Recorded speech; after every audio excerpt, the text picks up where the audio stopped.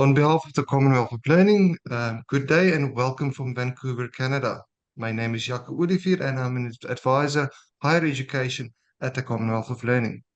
It's my privilege to introduce you to the two speakers of this COL-chair webinar entitled How Do Students Think and Feel About ChatGPT in Cyprus? Firstly, we have Professor Michalinos Zembylas, who is a professor of educational theory and curriculum studies at the Open University of Cyprus. He's also an honorary professor at Nelson Mandela University in South Africa, an adjunct professor at the University of South Australia, and a research faculty at the Lebanese American University. And for us also, we are proud to say that he's a Commonwealth of Learning chair for the period 2023 to 2026. Joining Michalinos today is Dr. Eleni Chistodoulou, and she's a senior researcher at the Department of Educational Sciences at the Open University of Cyprus, and also an adjunct lecturer at the Department of Social and Political Sciences at the University of Cyprus. Welcome to these two exceptional speakers, and we are looking forward to your presentation. That is, and over to you. Thank you. Thank you, Jaco. We are delighted to be here with you.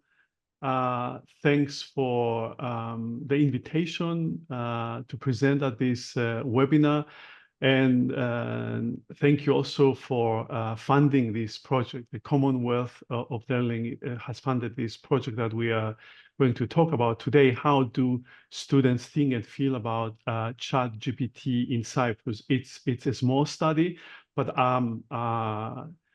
we think that with Eleni, we think that there are useful conclusions and implications for other countries as well. So let's begin.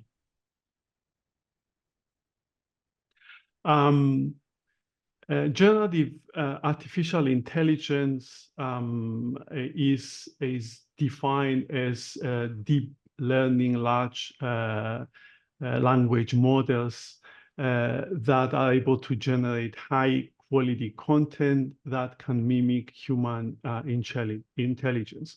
The notion of artificial intelligence, of course, is not new. It was coined by John McCarthy in 1956, but there has been a turning point recently at the end of 2022 with the development of generative AI and large language models, LLMs, providing new opportunities and challenges in teaching, learning, assessment. We're talking here about higher education, but obviously there are tremendous implications in other disciplines as well. So what we are arguing here is that it's essential to investigate, understand, and incorporate students' views and attitudes towards such LLMs, as well as how they engage with them. So far, there has been a lot of attention in the literature about, how institutions are looking at LLMs, how educators, teachers are viewing LLMs, but we also think that in this discussion, we should take into consideration students' views as well. We want to situate this small study in the context in the larger Commonwealth context. There has been an interesting report recently by Michael Paskevicius, commissioned by the Commonwealth of Learning, about the general policy context of AI in higher education, teaching and learning. And there are some useful conclusions that are relevant to what we try to do in this study as well. There is, first of all, an increasing interest in AI tools among faculty, staff, and learners, especially at the end of 2022 with ChatGPT. There has been a lot of discussion about benefits and challenges, as well as ethical concerns. In this study, Paskevicius found that 67% of the institutions in the Commonwealth are using AI to support teaching and learning to some extent. And there are various reasons for not using AI, such as lack of knowledge, ethical concerns, and so on. And 65% of institutions in the Commonwealth do not have any policy or strategy for addressing AI in teaching and learning. And if I remember well, the survey covered about 100 institutions for 27 or so Commonwealth countries. And the conclusion or recommendation by the report is that there is a need for bottom-up development of policy within institutions and training for learners as well as teachers on the appropriate and ethical use of AI in teaching and learning. Now, our study, the point of departure is also this UNESCO report a year ago about, policies and guidelines on the use or even banning of generative AI tools amidst fears of student plagiarism and concerns for academic integrity. So there was this report last year about, guidelines of how institutions could establish some guidelines for how to use, tools like ChatGPT, Bing Chat, Google's Gemini, Eleni. These are some of the LLMs that have been developed just in the last 2-3 years. And there has been a growing number of studies investigating the educational opportunities and challenges presented by LLMs like ChatGPT.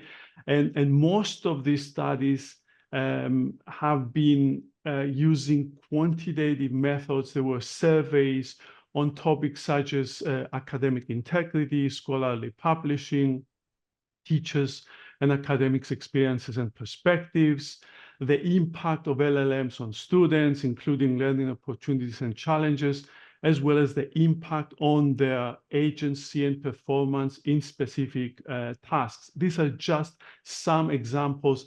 There has been an immense literature growing in the last 2 years on the use of LLMs like ChatGPT in higher education. However, what we found out with Eleni is that there are very few studies so far that focus specifically on students' perspective and how higher education students, university students think and feel about LLMs like ChatGPT, especially using qualitative research methods. And we don't want to, draw into this dichotomy here, but what we are interested is not so much how many students are using or in what way, but we're trying to understand, the how and the why of thinking and feeling about LLMs by students. So very briefly, the literature review that we did in the between 2022 and early 2024 has revealed 4 important characteristics. And approximately here, we reviewed around 60 studies in this time period about the use of ChatGPT in higher education.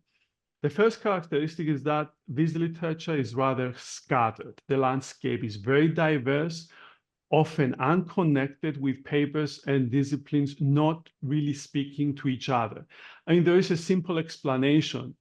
Things have moved so fast, so the first studies are not really reading the others. So that's why we find this field a little bit scattered.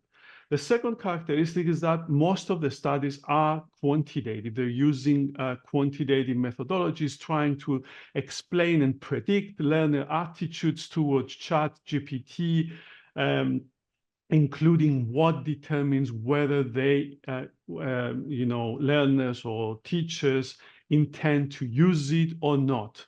So most of these studies use, or many of these studies use technology adoption and usage theory that we also will explain soon, and we also use in this study. The third characteristic is that most of the studies are positive. They assume and present a rather positive stance of students towards ChatGPT, listing their numerous usages, benefits, advantage, and so on. So several studies, we find them a little bit uncritical in terms of, the repercussions of ChatGPT beyond simplistic claims. And the fourth, an interesting characteristic is there is region-specific characteristic. We found a particular concentration of studies in Asia, in China, Hong Kong, Malaysia, Taiwan, Vietnam, and Jordan, as well as in Arab-speaking countries like the United Arab Emirates, Egypt, Iraq, Jordan, Kuwait, and Lebanon. The research gaps from this literature review are these four that you see in the screen. We think there is a need to investigate further students' affective dispositions towards such new technologies. Second, the need for more qualitative literature in order to explain these positionalities, but also better capture the nuances and ambivalences present in them.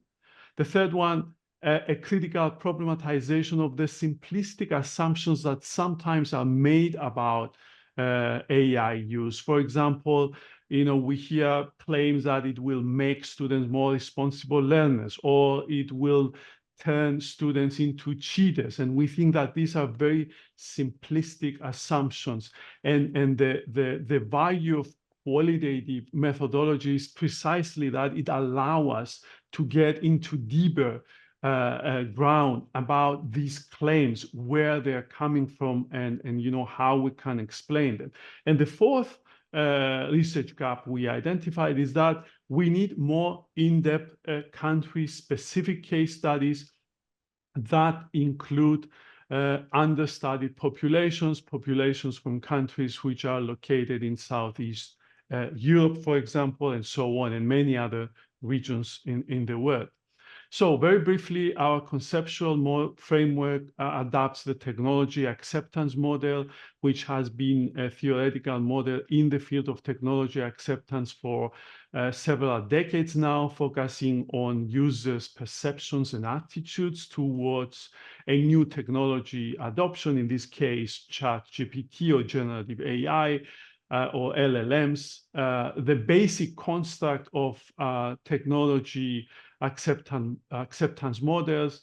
A model is, the notion of attitudes, the evaluative judgments and emotional responses towards a new technology, the perceived ease of use, the degree to which we believe that this technology is easy, and perceived usefulness, the degree to which we believe that using this technology is useful in our personal or professional life. So here we use the technology acceptance model in the context of a qualitative research approach. We adapt, in other words, this theory in the context of a qualitative research study. I remind you that most of the studies so far have been using these models in quantitative studies. And our approach investigates students, users, emotional responses and affective experiences when using ChatGPT, as well as the pedagogical factors and ethical considerations that may influence students' perceptions of ChatGPT. So it's very clear that we are particularly interested in the affective dimensions of using ChatGPT, a factor that has not been really investigated in depth so far in the context of higher education. And these are our three research questions. How do university students currently engage with these technologies, LLMs, and especially ChatGPT, how they think and feel about ChatGPT, and why, and what do they think should be their role in higher education context in the future. That is the role of LLMs and ChatGPT. I will hand in to Eleni now for the rest of the presentation. Thank you, Michalinos, and thank you also to Jaco and the Commonwealth of Learning for the invitation and for the nice introduction. We tested earlier the screens, but now, okay, now it's right. So as Michalinos said, we employed a qualitative methodology. We are aiming here to understand students' positionalities, to really have deeper, nuanced answers to our questions, and focus groups are ideal for this. We don't claim that we have a representative, statistically important sample, but that's not really the point of our research. And we chose focus groups because they are ideal for really discovering the attitudes towards niche topics, new topics like generative AI, but also because they really provide a very stimulating setting for students to engage in a conversational manner with each other. So it really helps us, it triggers conversations about this, which an individual interview one-to-one would not. And it also allows us to look at the peer dynamics, the influences, and how even students sometimes might change their opinion or positionality throughout the focus group. So as you can see here, the numbers, I won't repeat them, but the important aspect is that we had 4 focus groups and we had a semi-structured protocol in order to encourage conversations. So the focus groups were provided, the students were recruited into the context of a course that I was teaching called Human Rights at the University of Cyprus. And these students had some prior training in terms of human rights. So I'm not sure why it's, okay, sorry, in terms of human rights, and they did have some knowledge, background knowledge in terms of uses and abuses of human rights and from big data and big tech.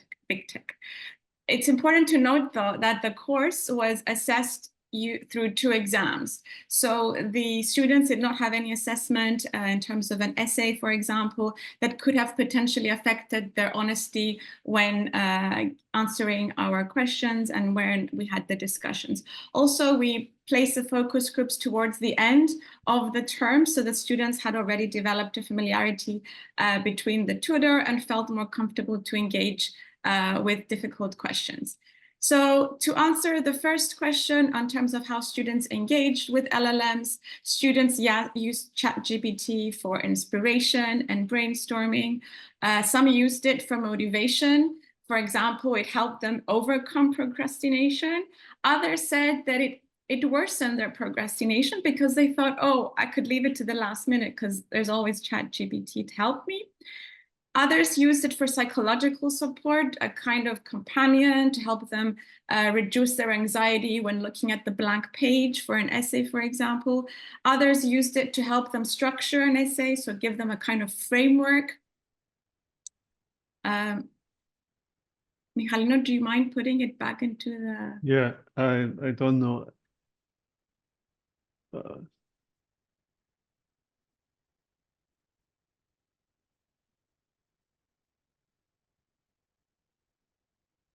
So I will continue to help them, one second, with the suggestions for initial or further reading. Some used it to help them comprehend the class material. So some said they put the lecture notes on ChatGPT, or they might have put in, they used this kind of summary feature.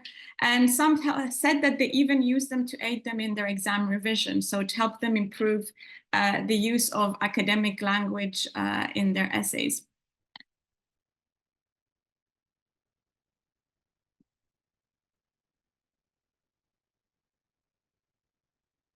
Okay, now I need to claim back the remote. Sorry about our technical issues. You should be able, sorry about that. You should be able to do that now.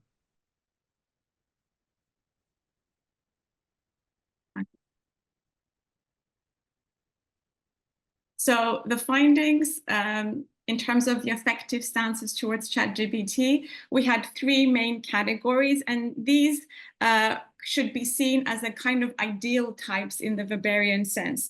They highlight the most salient aspect of each category and emphasize specific features in order to better illustrate the variation, the patterns in the data. So on the far right, we see to where the arrow is pointing is where the most salient aspect of ChatGPT is, the enthusiasts are.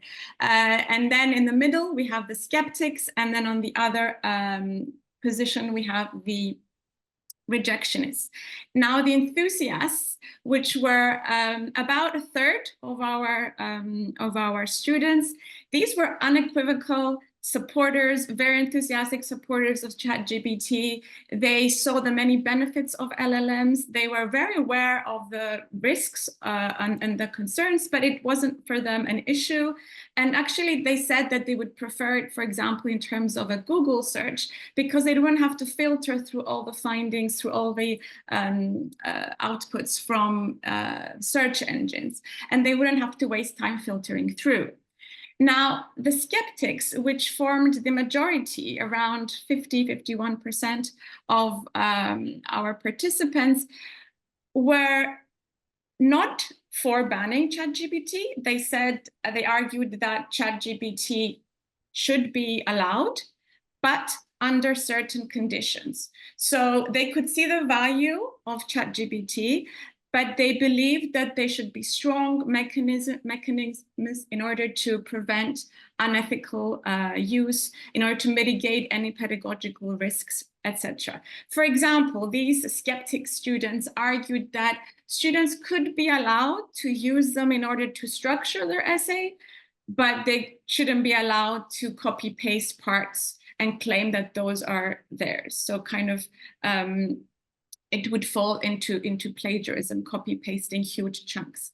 And our last group, and this was the minority, but nevertheless a very important group, and one that we didn't really see in the literature, as Michalinos said, were the rejectionists, about 16%. These were students that had never used ChatGPT before.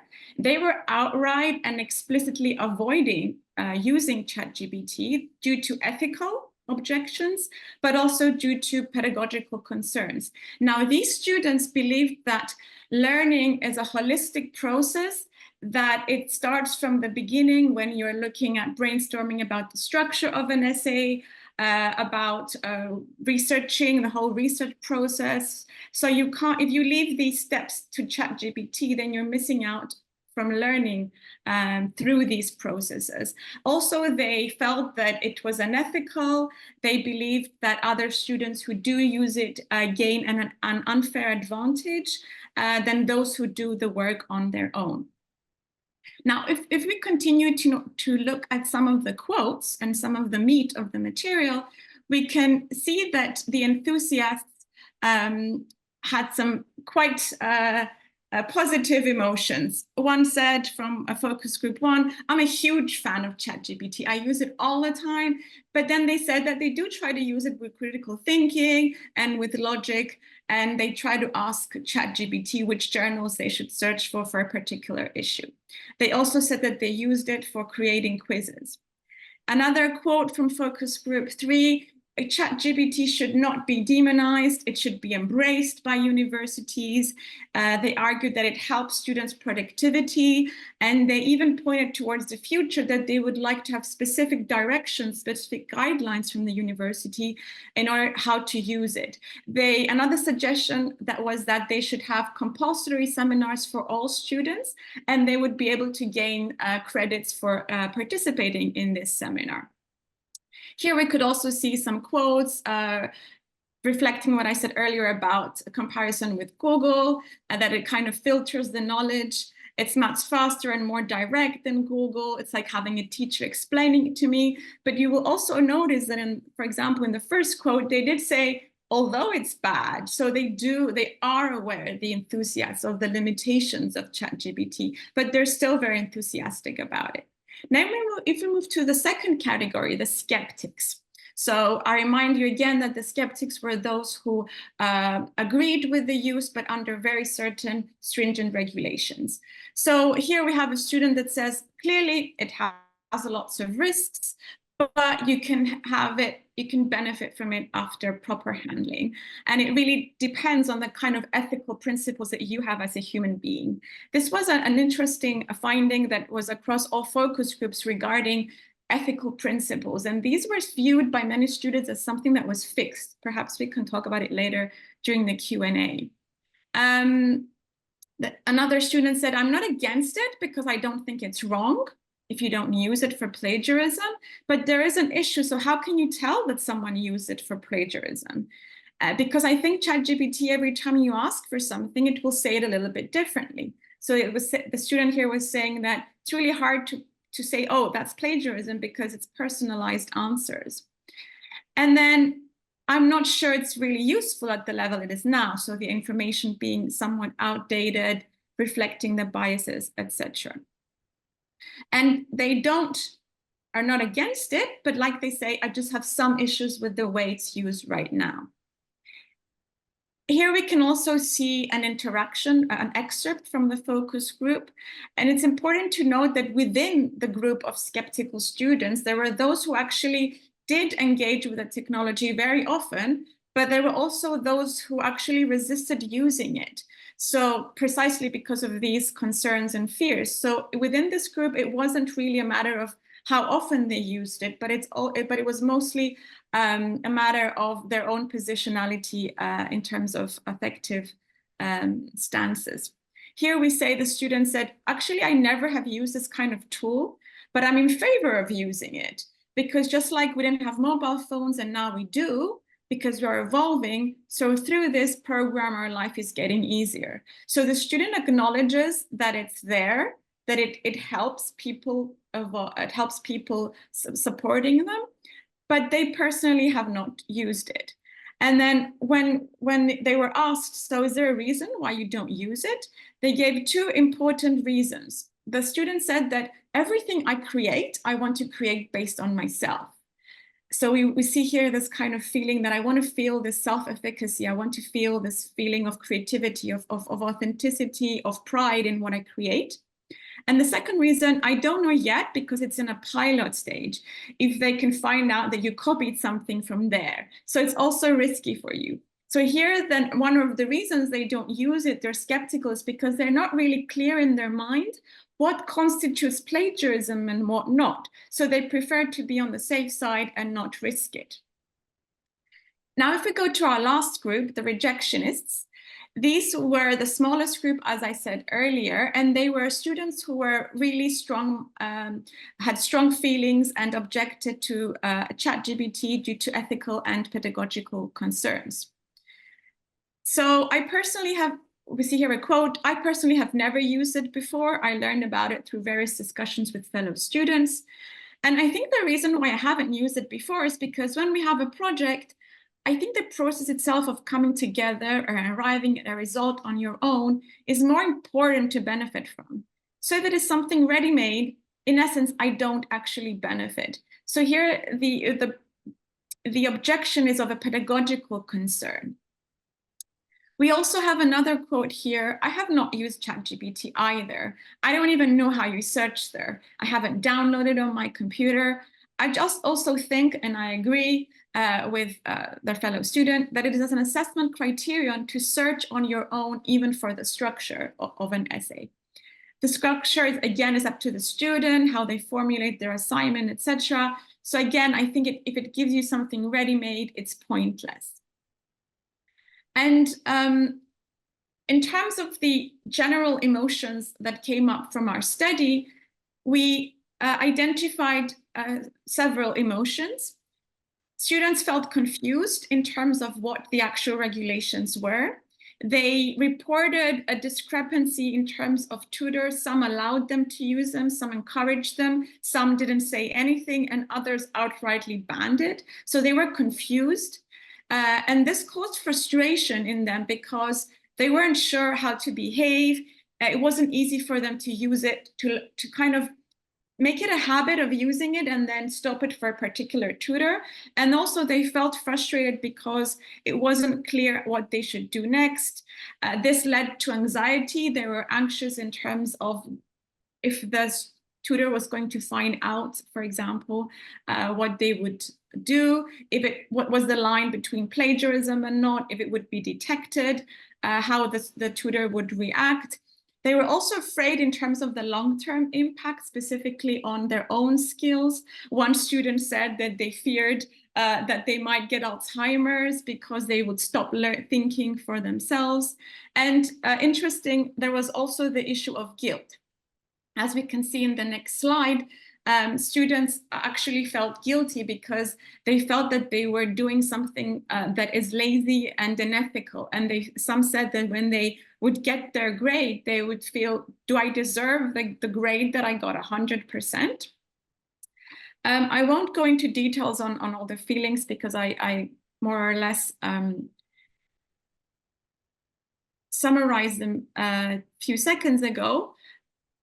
So I will quickly move on, being conscious of the time, to our the implications of our study. So we argue that tutors should avoid seeing every student as guilty until proven innocent. It's extremely difficult to prove the use of LLMs. We are aware of software, for example, Turnitin, but even that is not 100% accurate, and it tells you that this is not a proof that the student has plagiarized. And it's also anti-pedagogical to treat students by default as big suspect.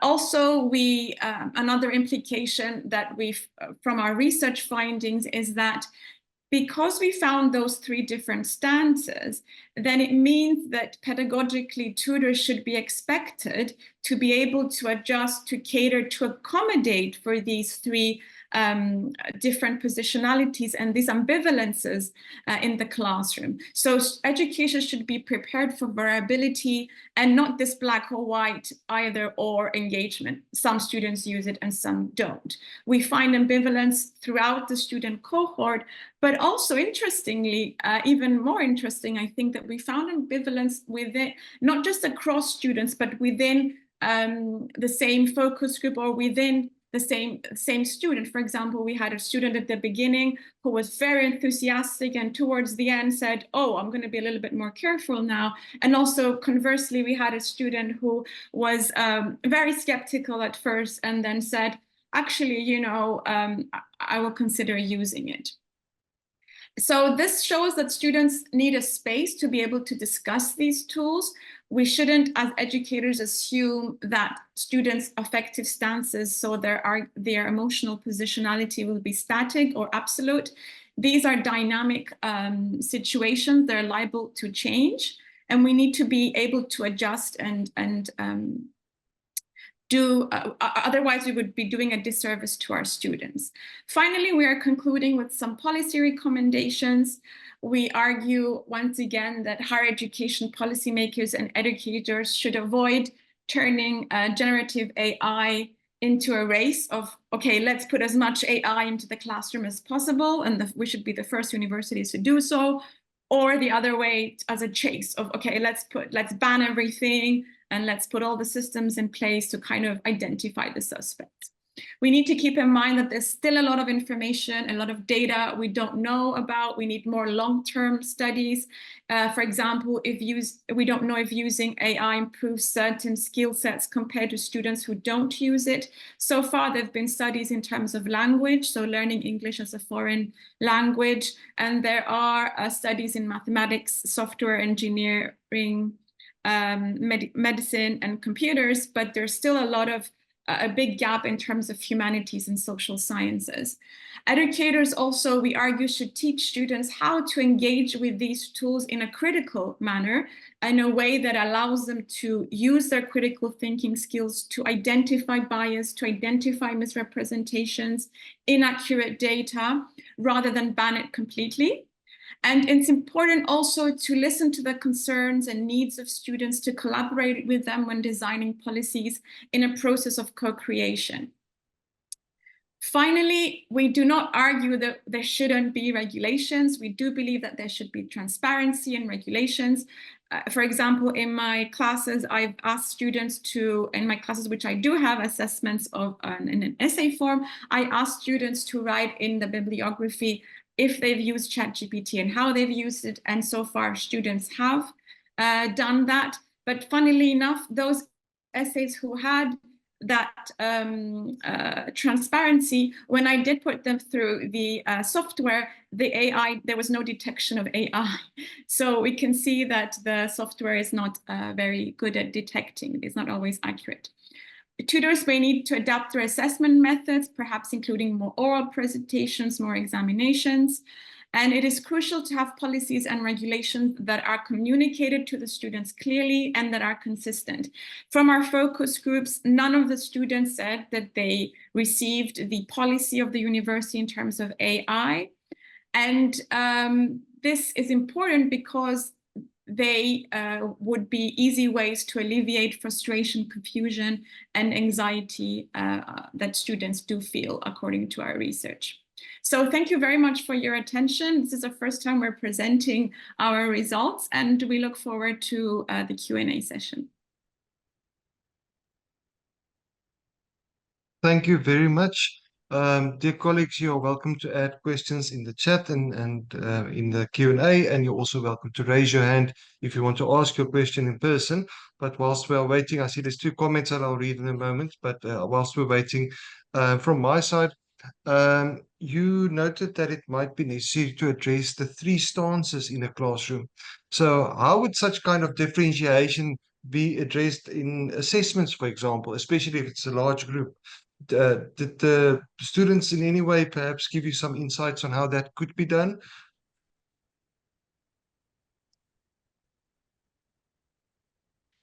So shall we collect all the questions and then, or do you want us to respond now? If you can respond to that one, that would be great. And then I'll go through the rest and I'll read them one by one and you can respond to them individually. Okay, so the students didn't say specifically for assessment.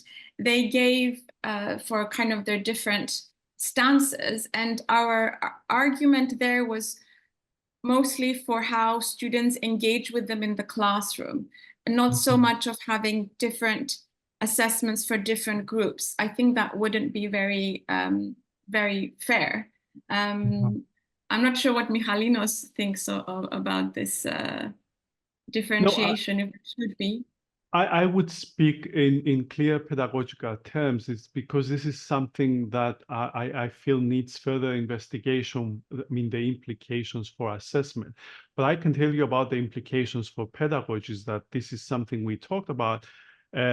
We always have different stances by students in the classroom, and pedagogically speaking, this is something, you know, that it's important to take into consideration, that we have to accommodate different stances by students, different feelings. And so in the classroom, we shouldn't assume these binaries, that either it's that or this, that engaging with the students and their different kinds of emotions, fear, anxiety, guilt, and so on. This means addressing them. This means acknowledging those emotions and show empathy for those emotions. Those are, you might argue, good pedagogical practices anyway, regardless of whether we are talking about ChatGPT or anything else in the classroom. But so this is like the general pedagogical principle. Now, I mean, in terms of assessment methods, we would have to think about it more and do more research about it. But pedagogically, strictly speaking in pedagogical terms, we think that there are important implications in terms of acknowledging this ambivalence. We emphasize in particular ambivalence, the notion of ambivalence. It's a concept that we haven't invented it, but we saw it in the data in terms that things are not black and white. And this is important to understand. It's not either for or against ChatGPT, but there is this complexity and variability that needs to be acknowledged in policies, in pedagogies, and obviously in assessment. No, thank you very much. The reason why I asked that is because in some contexts, especially where we work as Commonwealth of Learning, there might be issues around access and also capability in using ChatGPT. I think it's fairly open to use, but you also mentioned the language issue. And I think there, in terms of equity, it might be interesting to reflect on how we can differentiate there to accommodate more. But I think that is something that we can consider. One other thing before I go to the comment, I'm very glad that you mentioned policy work from Commonwealth of Learning. That is also one of our priorities, is to support governments and institutions to develop policies when it comes to AI. And we have done that already in a couple of places, and it's ongoing. We've got one comment here from Johan Slabbert. He said, students also worry that data will be tracked, that they looked at AI tools and thus can be assumed to be guilty in using it. Yes, the data ethics around this is problematic. I don't know whether you want to comment on that briefly. Yes, I'm looking at the chat as well, and indeed there is a worry that they are afraid that they might use ChatGPT just, for example, to paraphrase, to help them with their English, and it might show a disproportionate high number of AI detection. And it has been reported actually that there were students who really, I'm not sure if they took legal action, but it was reported, and they were adamant that I did not use it, and how did this come by? And it wasn't in terms of a formal. You would see them also in let's say, informal chats online and discussion forums. So they had no reason to lie. They were saying, I'm really trying to understand, how is this working? And this is the issue with inaccuracy. So we have to, as Michalinos said, acknowledge that this is new for everyone, and students do have this kind of anxiety. So when a professor says, okay, if there's any AI detection, you're going to be expelled, or it's going to be treated as plagiarism, that's very problematic. And it's also perhaps increasing the gap between those who are more digitally literate and know how to navigate this and those who are not. So as educators, we need to do a qualitative assessment. And there's also many other ways that we could do this. I mean, now it's, I think, anyone who is reading a lot of essays from their students where they have a close collaboration, of course, this is not the same for groups of students with 100 students in classes. You know your student's style of writing. You can also compare it with their examination essay, their essay that they use in their exam. And ChatGPT has a very academic, sometimes almost distance way of writing. It's quite cold, the way that it writes, and it's because of the way that it works, right? The data it's trained on. So, and even if you identify it as an educator, the idea is not to,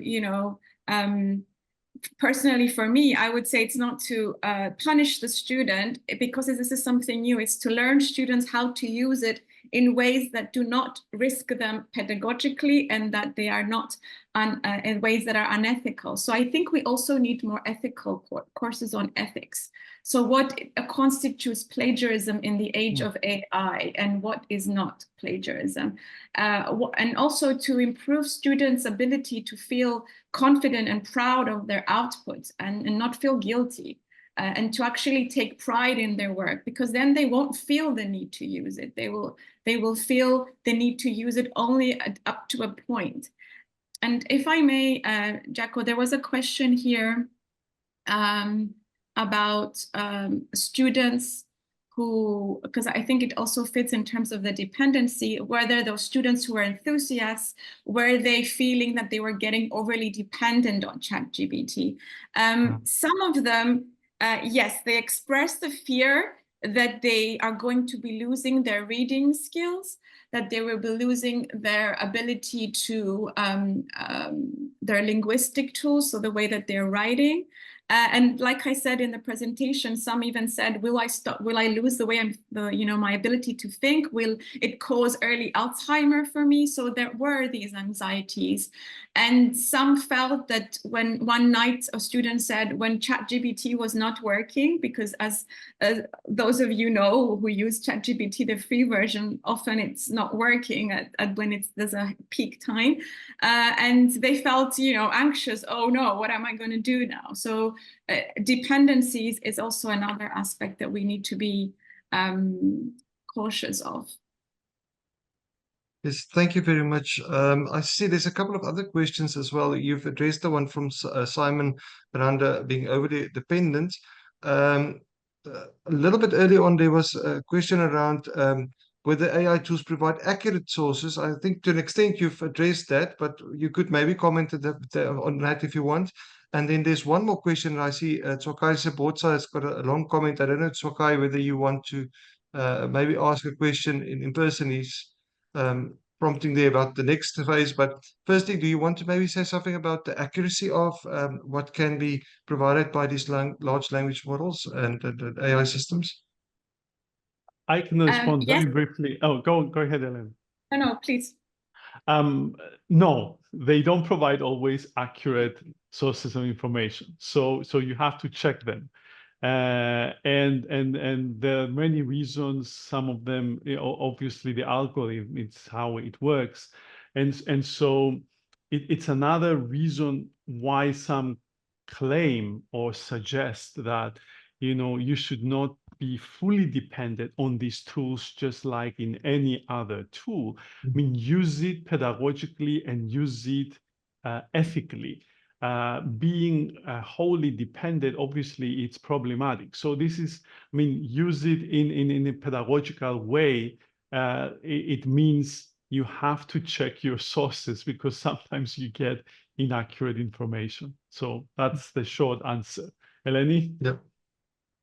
Yes, there is a term called AI hallucination. So it's when AI is fabricating sources. And I remember one of the students said that they thought ChatGPT was arrogant. And when I probed further, they said, because it doesn't have the humility to say, I don't know. It doesn't have the humility to say, I'm wrong. And it gives you the kind of information. Now it's getting a little bit better. But for example, it told my student that he was a professor at a University of Crete, in Greece. Or when I used the exercise in one of my classes to ask students to ask ChatGPT for sources, and then to go and find the sources, they said the sources don't exist. So it actually fabricates sources and articles and journal authors itself. So you need to be extremely careful. Well, thank you very much. Tsokai, if you want, you can open up your microphone and ask your question. Otherwise, I'll read it if you don't want to. Okay, no, I don't think. Tsokai has asked here, what is the next phase of your research? And I see there's two more good questions I'd like to ask, but what is next for this in your mind? So we wrote a paper on the student emotional stances regarding, which is mostly what we presented today. But there was also a question in the focus group, which was about students' views regarding educators' use of AI. And there were some interesting findings and stuff that we did not find in existing research. So for example, how would they view their tutor using it to prepare lecture notes, their tutor using it to mark their essays or mark their exams, their tutor using it for research, for example. And we had some very interesting findings. Thanks. So we publish those in the future as well. I think all of us will keep an eye open for that. A good question here from Eleni Mkandawire. How can we define ethical utilization in the use of AI? Do you have a sense of how that could be defined? That's an excellent question. I think it's one that all universities are kind of struggling with. What's the line? So I've seen, and there's also another question about journals. So the journal article, the journals now ask you to specifically, they view it as unethical if you don't mention ChatGPT. Some completely forbid it, but others say if you've used it, you have to mention it. So it depends on the institution. If you're asking for my personal opinion, and perhaps Michalinos can also answer, I think that we still need to wait for some time to see how things go. But for me, if a student is using it to improve their English and for language aspects, or to help them paraphrase, I don't see that as unethical. However, it's a very thin line because how will we know when a student steps? Let's say there's like 3 a.m. at night, they have a deadline. It's very easy to go beyond that and actually copy paste whole chunks of paragraphs. For me, that constitutes plagiarism in the way that you would copy paste from a published article and not use your own words. So it's a question that's quite open, but we would like to, I think, teach students about the importance of creativity and about ethical use, particularly, I mean, this was a thing that came up in focus groups. When students were quite enthusiastic, I asked them, would you trust a doctor? Because they talked about getting their BA and MA. I said, would you trust a doctor that you knew got their degree exclusively using ChatGPT? Or partly using ChatGPT, or would you go to one who you knew would never use ChatGPT? And I think we know what the answer is. So I think it also, what's at stake here is also very important. Sometimes when you think of ethics, there's different layers. And I think it's something that's still being formed of what constitutes plagiarism and what not. And that's why the guidelines are very, very vague when discussing this. Michalinos, Thank you very much. No, just very briefly, I think, like you said, Eleni, it's too early to say. There are definitely ethical guidelines about citations, getting sources. These are the standard academic practices, but they are changing because of the use of these tools. And I think this is something that will be determined by the different disciplines as well. I mean, different disciplines have different ethical guidelines. Ethical guidelines are not, the same for all. So in a sense, they will evolve within the humanities, within, the sciences, within possibly different kind of guidelines about how to use them, without meaning that they will be completely different from the ethical guidelines of academic use and production of material, which are there and tested for several decades now. But it's, like you said, it's an open question. Yes. No, personally, I think we need to move to more multimodal assessments and not just have everything in writing, but what about a presentation, a video? There's many ways of getting to the same answer. I just want to ask Swakai if you want to briefly ask your question. There's 2 other really interesting questions I want to pose to our presenters, but Swakai, if you've got a very quick question, you're welcome to quickly share it with us.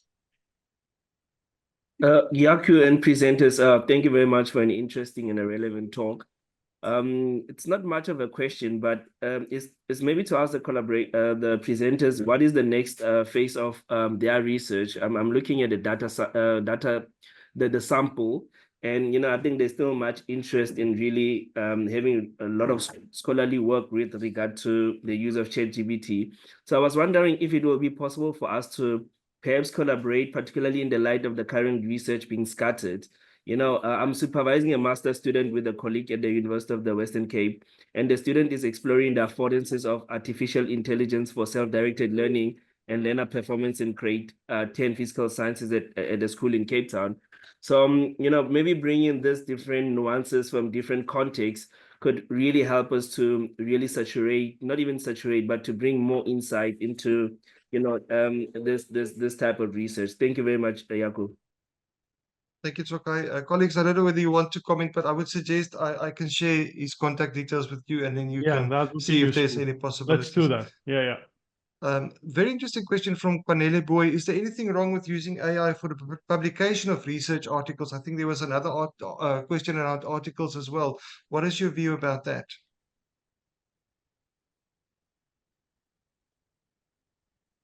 Let me rephrase this. Did you use ChatGPT in writing your own article on this? You mean if we are using completely ChatGPT to write an article for us, I would consider that as a form of plagiarism, to be blunt. Using it as a resource, just like you use other resources, I don't find anything wrong with that, or improving your writing, polishing your writing. I don't think there is anything wrong with that.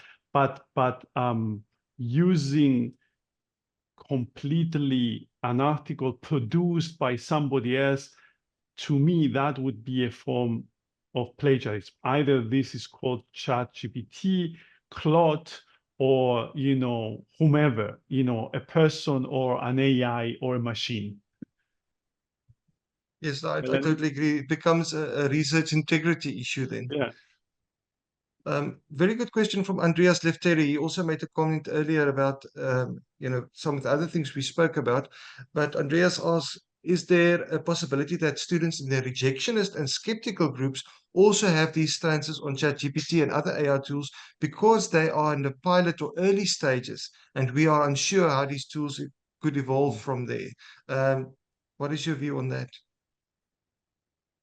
So yes, actually, when probed about their stances, some of those students said that they were aware of the cutoff point. So back then it was end of 2022. So if they asked them about the Israel-Palestinian conflict, for example, it would not get up-to-date information. So they were also afraid, for example, if they put their own data in, how that was going to be used. That's also, for example, a fear that I have. If, for example, I want to test how good it is at analyzing data that's not published, I would be very scared to actually enter the data in ChatGPT, because I don't know how it's going to be used. And what if later I am told that I've plagiarized my own data?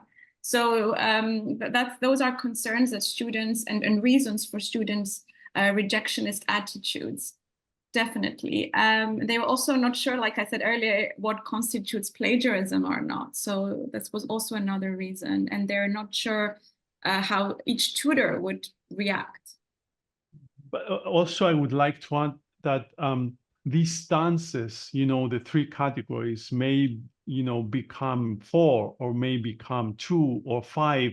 I mean, this is an evolving conversation. It's important to understand that with the tool, our stances are also evolving. Things we find scary or full of anxiety now may, change to some other feeling in the future. So that's why we think it's important to keep track of the affective, dimensions of the use of these tools in conjunction with the ethical and pedagogical dimensions. So pay attention to all of these complexities instead of assuming that, okay, now we have these three categories, these are finalized, and we'll have these categories forever.